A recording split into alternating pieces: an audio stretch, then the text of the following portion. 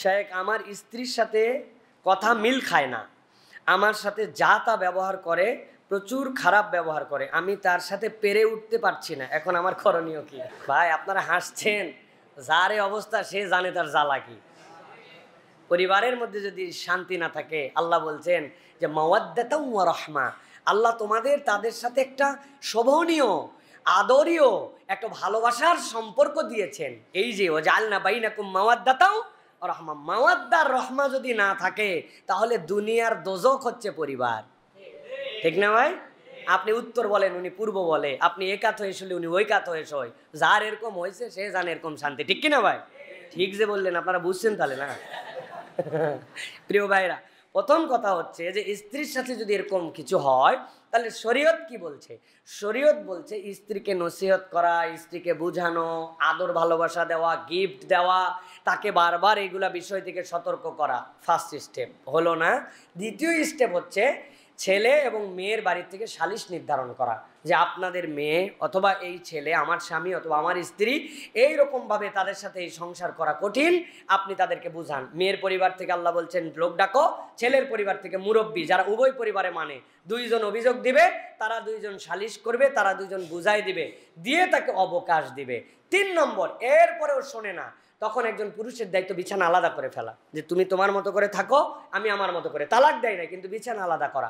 এখন বিছানা আলাদা করার পরে দেখা যাচ্ছে উনার পিকআপ আরো বেড়ে গেছে, 1 মাস 2 মাস 3 মাস চলে যাচ্ছে, চিন্তা করতেছে বেটা ভালোই হয়েছে, বিছানা আলাদা হয়েছে, আল্লাহ বাঁচাইছে একদম। এরকম যদি চিন্তা করে তাহলে তার কিছু নাই, তাহলে আলাদা আলাদা ইদ্যতে তাকে তালাক দিতে হবে। তালাক দেওয়ার পরে যদি ফেরত আসে প্রথমের পরে, এরপরে তো আপনার কোনো বিয়ে শাদী কিছুই লাগবে না, বুঝ মাইনে নিছে, দ্বিতীয়টা তালাক প্রথমটা থেকে যাবে, এরপর আবার একটা পিরিয়ডের পরে তালাক দিতে হবে, এরপরে দেওয়ার পরে চিরস্থায়ী বিচ্ছিন্ন হবে। তবে দুনিয়াতে যতগুলো বৈধ হালাল আছে এর মধ্যে নিকৃষ্টতম হালাল, অপছন্দনীয় হালাল হচ্ছে তালাক। শয়তান সবচেয়ে পছন্দ করে, শয়তানের কাছে রিপোর্টিং হয় দিন শেষে, বলে অমুকের সাথে গন্ডগোল লাগাইছি, তুমুকের সাথে ফাসাদ লাগাইছি, উমুরে কিল লাগায় নাক ফাটায় হালাইছি, অমুকের মিথ্যা কথা বলাইছি। একজন যায় বলে স্বামী স্ত্রীর মধ্যে গন্ডগোল লাগায় তালাক দেওয়াইছে, এগুলো সব বাদ, তুই আমার বুকে আয়। কেননা যখন এটা একদম হাদিসের কথা, যখন সেইটা করে তখন দুটা পরিবার নষ্ট হয়ে যায়, আর শয়তানের এটা অপছন্দ, এরপরে সব এলোমেলো হয়ে যায়। অতএব বলবো আমাদের স্ত্রীদেরকে এবং স্বামীদেরকে সহনশীল হতে হবে ভাই। পরিবার থাকলে ঠোকাঠুকি হবে, পরিবার থাকলে একটু মন ধরাধরি হবে, কিন্তু এরকমভাবে স্বামীর মনে কষ্ট দেওয়া অথবা স্ত্রীকে চাপে রাখা এটা উত্তম হবে না। শাইখ আহমদুল্লাহর একটা কথা আমি সব জায়গায় বলি, অনেক পুরুষের কারণেও পরিবারের মধ্যে এরকম অশান্তি হয়। পুরুষরা পরিবারের সবসময় জিততে চায়। শাইখ একটা কথা বলেন, ভাই আপনি আপনার বউয়ের কাছে জিতে কি করবেন? বাচ্চার কাছে জিতে আপনি কি করবেন? আপনি বাচ্চার কাছে হেরে যান, বউয়ের কাছে হেরে যান, এই হারার মধ্যে যে সুখ আছে এইটা আপনি কল্পনাও করতে পারবেন না। আমি তো মাঝে মাঝে ইচ্ছা করে হারি বাচ্চাদের কাছে, পরিবারের কাছেও। আমি যেরকম বলি, উল্টাপাল্টা কিছু শব্দের উচ্চারণ করলে আমাকে ওরা ধরাই দিবে, বলবে হ্যাঁ বাবা তুমি কি বলতেছো, আল্লাহ তুমি একটা ভুল বললে। একটা এক্সাম্পল দেয়, আমি বলি যে মা আমার পা তো খুব ব্যথা করতেছে, আমার পাটা একটু ম্যাসেজ করে দাও তো। ও বলতেছে বাবা ম্যাসেজ করা মানে তো লেখা, পা টিপা হচ্ছে মাসাজ। বাবা এটাই জানে না। আমি বললাম সত্যি রে মা, আমি এটা জানি না রে মা।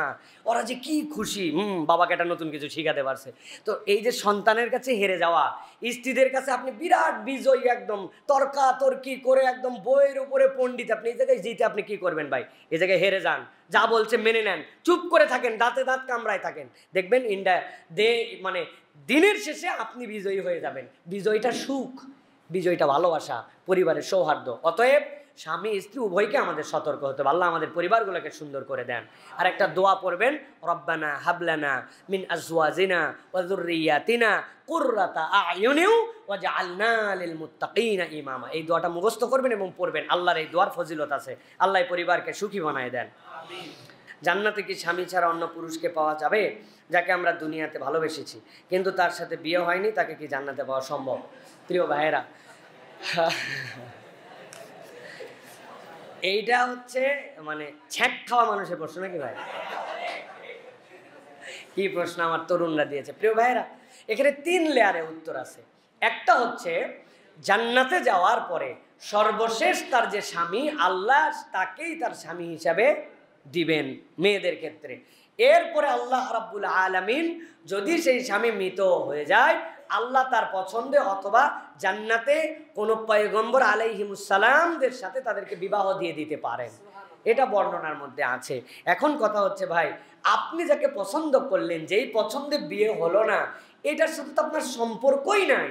আল্লাহ রাব্বুল আমিন আপনাকে যার সাথে সম্পর্ক করে জান্নাতে যাকে আপনার দিবেন, আপনার তো প্রথম এই প্রশ্ন করা উচিত, আমি তার উপরেই সন্তুষ্ট থাকব।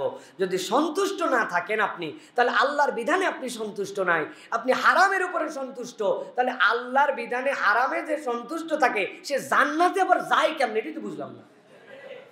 পাওয়া না পাওয়া তো পরের মামলা, যেটা হারাম আল্লাহ পছন্দ করেন নাই, আল্লাহর হুদুদের বাইরে, ওইটা আপনার জায়েজই নাই, ওইটার উপরে আপনি সন্তুষ্ট থাকলে আপনি জান্নাতে যান কেমনে ভাই? বুঝলাম না তো। ভিতরে ঢুকে স্টেডিয়ামের আমি প্রেসিডেন্ট হাউসে বসবো না সাধারণ গ্যালারিতে বসবো, এই চিন্তা আপনি করতেছেন, কিন্তু আপনার টিকিটই নেই, কেমনে হইল তাহলে? এই জন্য বলবো প্রিয় ভাইরা, এই চিন্তাগুলোর থেকে আমাদের বেরিয়ে আসতে হবে, হারাম থেকে আমাদের বেরিয়ে আসতে হবে। রব্বুল আলামিন বলছেন হুরুন আইন, আল্লাহ রাব্বুল আলামিন তোমাদের জন্য এমন স্ফটিক স্বচ্ছ হুর দিবেন, এই দুনিয়ার এগুলো আপনার মনে থাকবে না তখন ভাই। আপনি এটা কেন মনে রাখতেছেন? কারণ আপনি টপটা দেখেন নাই, সর্বোচ্চ সৌন্দর্যটা আপনি দেখেন নাই, এই জন্য মনে হচ্ছে এটাই আপনার বিরাট কিছু। এটা আপনার বিরাট কিছু না। এই জন্য আপনি হারাম থেকে বেঁচে থাকেন, তওবা করেন। আল্লাহ আমাদেরকে বোঝার তৌফিক দান করুন। শায়েখ, আমরা মাহফিলে অনেক সময় ওয়াদা করি, মসজিদেও ওয়াদা করি, জামাতের সাথে 5 ওয়াক্ত নামাজ পড়বো, কিন্তু শয়তানের ধোকায় পড়ে আর পড়ি না, ওয়াদা দিয়ে রাখতে পারি না, তাহলে কি আমরা তখন মুনাফিক হয়ে যাব?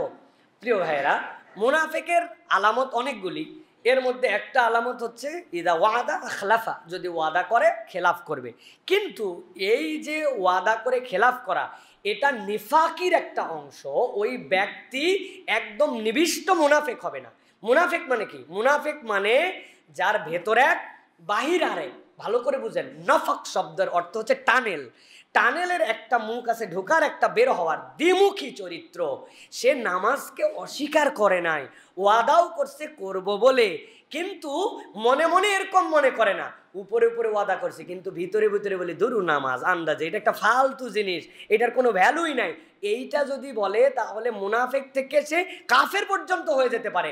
কিন্তু ওয়াদা করছে, করার ইচ্ছা আছে, এইটা সে সত্যি সত্যি দিল থেকেই বলছে, কিন্তু শয়তানের প্ররোচনায় সেইটা পারে নাই, তাহলে এটা একটা নেফাকি চরিত্র হবে, কিন্তু ব্যক্তি তখন মুনাফিক হবে না। বুঝাতে পারছি আপনাদেরকে? ব্যক্তি মুনাফিক হয়ে গেছে, ব্যক্তি বাতিল হয়ে গেছে, এইটা করলে জাহান্নামে চলে যাবে, বিষয় এরকম নয়। বরং যেই ব্যক্তি এই প্রশ্ন দিছেন উনি আল্লাহর একজন প্রিয় বান্দা, কেননা তিনি ওয়াদা করার পরেও রাখতে পারে নাই, এটার জন্য তার দিলে অনুশোচনা আছে। এই অনুশোচনাকারী মুসলমানকে তো আল্লাহ উল্টা পছন্দ করেন। তবে আমাদের উচিত হবে না যে আমরা এমন হাকাও কোনো ওয়াদা করব যেই ওয়াদা আমি রাখতে পারবো না, এরকম হাকাও কোনো ওয়াদা করা যাবে না, মিথ্যা কথা বলা যাবে না, এইগুলা মুনাফিকের চরিত্র। অতএব আল্লাহ রাব্বুল আমিন আমাদেরকে বোঝার তৌফিক দান করুক। আর ইন জেনারেলি আমরা যারা ওয়াজ করি, আমরা যারা মাহফিল করি, মানুষজনকে হাত তুলায়া বাধ্য করে না বুঝায়া এরকম কোনো ওয়াদা নেওয়া উচিত নয়। আল্লাহ আমাদেরকে বোঝার তৌফিক দান করুক।